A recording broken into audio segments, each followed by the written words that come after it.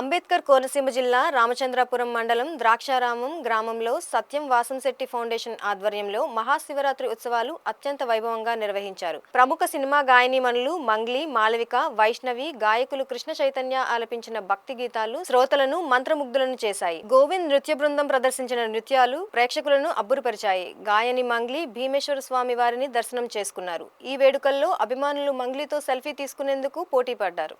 ఈ కార్యక్రమానికి ముఖ్య అతిథిగా రాష్ట్ర కార్మిక శాఖ మంత్రి వాసంశెట్టి సుభాష్ హాజరయ్యారు. ఆయన మాట్లాడుతూ గత ప్రభుత్వ హయాంలో రామచంద్రాపురం నియోజకవర్గ ప్రజా ప్రతినిధులు భీమేశ్వర స్వామివారి ఆలయంలో అవినీతి అక్రమాలకు పాల్పడ్డారని గుర్తు చేశారు. ఒక భూ బకాసురుడు అయితే స్వామివారి స్థలాన్ని కొట్టేశాడని ఆరోపించారు. వారు ఎప్పటికైనా తగిన మూల్యం చెల్లించక తప్పదని హెచ్చరించారు. తాను ఆరుద్ర నక్షత్రంలో జన్మించిన శివ భక్తుడునని అన్నారు. పరమశివుని కృపతోనే రాష్ట్ర మంత్రిగా అవకాశం దక్కిందన్నారు.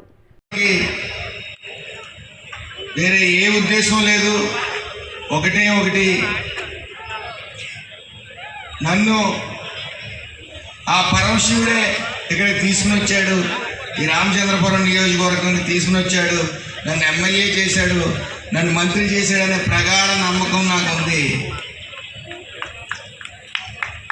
మరి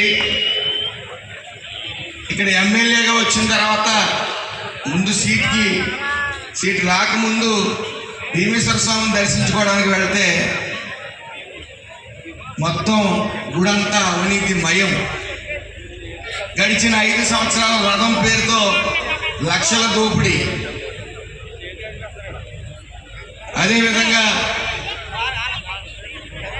ఒక భీమేశ్వర స్వామికి గుడికి సంబంధించిన సైటు ఒక భూ కబ్జాదారుడు కళ్యాణ మండపం కట్టాలని చెప్పి ఆక్రమించుకోవటం, రాయించుకోవటం.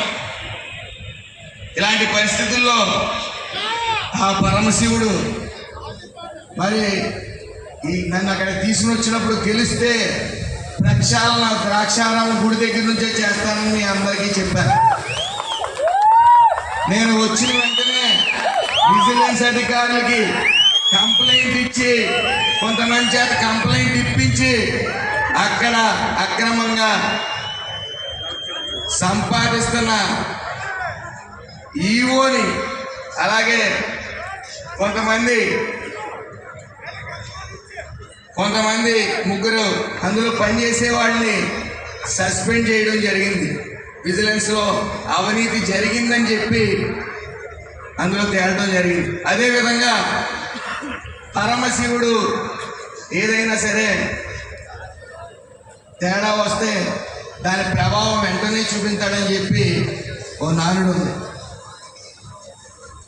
ఈ యొక్క గత మంత్రి ఏదైతే అవినీతి చేశాడో ఆరోపణలు వచ్చి ఈఓ సస్పెండ్ అయ్యాడో, ఆ ఈఓ సస్పెండ్ అయిన తర్వాత ఎలక్షన్స్లోకి వెళ్ళటం, ఎలక్షన్స్లో ఫేస్ చేయటం, ఎలక్షన్స్లో రాష్ట్ర వ్యాప్తంగా ఫస్ట్ ఓడిపోయాడు అని తెలియజేసిన, లేకపోతే 12 లోపే ఎప్పుడూ కూడా ఎలక్షన్ రిజల్ట్ రాదు.